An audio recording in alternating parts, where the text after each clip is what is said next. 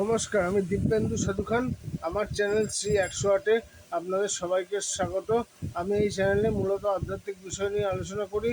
সকাম নিষ্কাম দুরকম কর্মকথা নিয়ে আলোচনা করি। সকল সনাতনী ভাই বোনেদের উদ্দেশ্যে আমার বিনীত নিবেদন, আপনারা চ্যানেলটি সাবস্ক্রাইব করে ও শেয়ার করে পাশে থাকুন, যাতে ভবিষ্যতে আমি এই চ্যানেলের মাধ্যমে আপনাদের রামকথা পাঠ করে শোনাতে পারি। আমি এখন আজকে কথা বলবো ফলহারিণী কালী পুজো নিয়ে। ফলহারিণী কালী পুজোর মাহাত্ম্য কথা নিয়ে আমি আজকে আলোচনা করব। ফলহারিণী কালী পুজোর মাহাত্ম্য কথা বলতে গেলে প্রথমেই বুঝতে হবে ফলহারিণী কথার মানে কি। ফলহারিণী মা এই আজকের ডেটে ভক্তের ফল হরণ করে ভক্তকে মোক্ষ লাভের দরজায় পৌঁছে দেয়।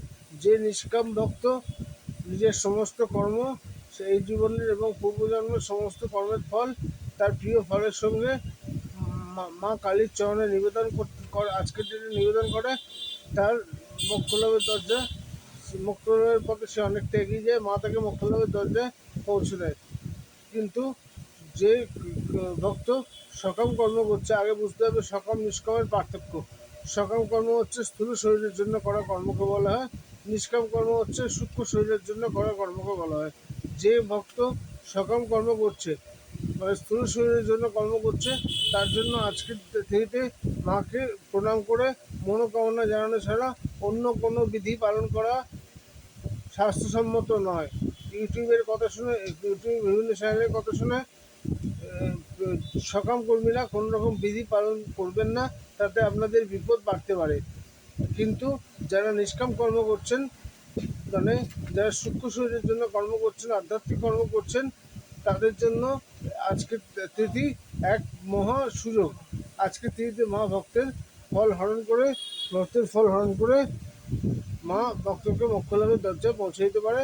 যদি ভক্ত তার প্রিয় ফলটি সঙ্গে তার এই জন্ম এবং পূর্বজন্মের সমস্ত কর্মফল মাকে নিবেদন করে, তাহলে মা তা গ্রহণ করেন এবং ভক্তকে মোক্ষ লাভের দরজায় পৌঁছে দেন।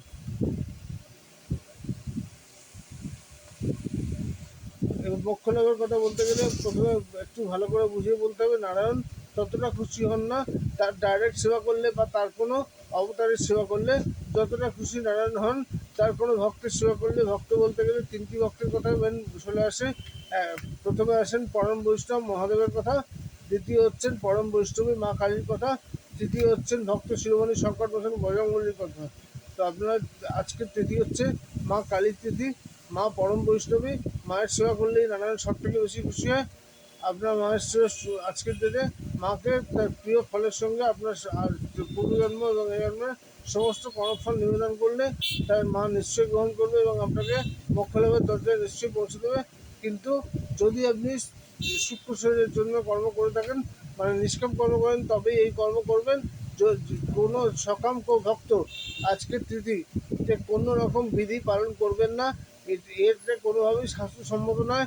আপনি যদি কোনো বিধি পালন করেন, তাতে ফল উল্টো হতে পারে, কারণ এটা কিন্তু ফল দায়িনী কালী পুজো নয়, এটা ফল হারিণী কালী পুজো।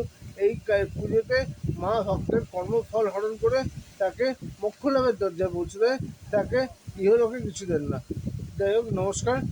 আমার সাথে থেকে চ্যানেলটি সাবস্ক্রাইব করে পাশে থাকবেন।